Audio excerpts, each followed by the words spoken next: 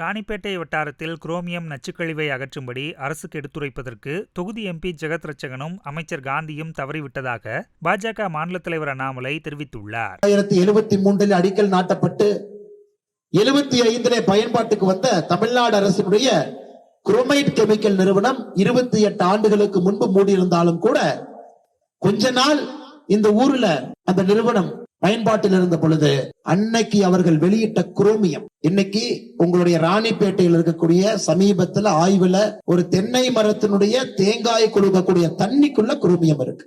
அதனால்தான் இந்த பகுதியில கேன்சரும் கொஞ்சம் அதிகமா இருக்குதுங்க ஐயா. குறிப்பாக கனமழை பெய்யும் பொழுது இங்க இருக்கக்கூடிய குரோமியத்தை கண்ணால் பார்க்க முடியும். மஞ்சள் நிறத்தோடு நச்சு பொருள் மண்ணிலிருந்து மேலே வந்து தண்ணியில கலக்குங்க ஐயா. 10 கிலோமீட்டர் தூரம் வரை மொத்தமாக குடிதண்ணீரை குடிப்பதே தவறு என்கின்ற அளவுக்கு குரோமியம் அளவு மிக மிக அதிகமாக இருக்கு. 2023 போன வருஷம் சரியாக 2 மாதங்களுக்கு முன்பு தேசிய பசுமை தீர்ப்பாணையம் சொல்லி இருந்தார்கள், மாநில அரசு தன்னுடைய கடமையை சரியாக செய்யவில்லை.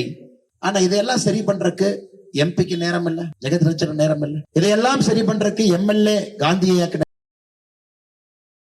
செய்திகளை உள்ளது உள்ளபடி தெரிந்து கொள்ள ரெஃப்ளெக்ட் நியூஸை சப்ஸ்கிரைப் பண்ணுங்க.